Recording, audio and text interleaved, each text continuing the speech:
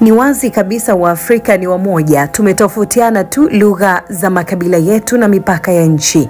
Na hii ndio maana Tanzania kuna kabila la Wahutu, Kongo nako kuna Wahutu, Rwanda wapo wengi zaidi, lakini hata Kenya na Uganda wapo Wahutu. Hivyo hivyo Wamaasai wapo nchi zote hizo na makabila mengine. Kwa maana hiyo Waafrika ni wamoja, limgusalo jirani basi moja kwa moja linatugusa na sisi. Kutoka kwenye taifa la Rwanda, siku kadhaa sasa kumekuwa na uvumi mkubwa na sintofahamu juu ya rais wa nchi hiyo Mheshimiwa Paul Kagame, huku kwenye mitandao ya kijamii kila mmoja akisema lake.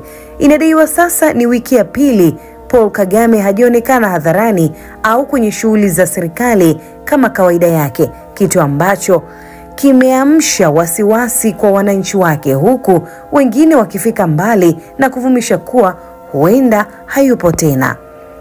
Vyama vya upinzani nchini humo, wanaharakati na diaspora wameshikilia kidete serikali itoe kauli ya kinachoendelea au lililotokea juu ya kiongozi huyo, ambapo wamekuwa wanapaza sauti kwenye mitandao ya kijamii wakisema ni haki ya wananchi kikatiba kuambia alipo kiongozi wao au kilichompata.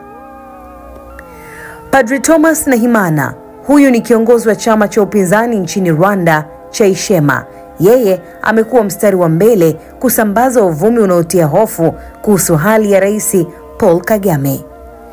Nahimana alidai kuwa yeye ana credible sources ambazo ametaja kwamba Kagame alikuwa katika hali ya palliative care na anatumika kisiasa.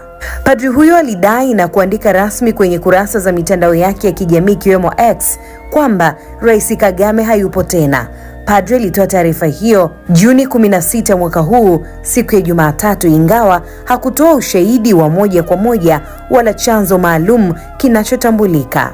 Huko Rwanda kumekuwa na uvumi mzito unaoendelea, ambapo uvumi huu ulianza kusambaa katika mitandao ya kijamii kuanzia Jumamosi jioni na umeendelea kusambazwa hadi sasa, huku mitandao mingine mingi zaidi iliyochochea uvumi huo ni kutoka Jamhuri ya Kidemokrasia ya Kongo, na hili wengi wanalitazamia labda huenda ni kutokana na kutofautiana kwa serikali ya Kongo na Kagame.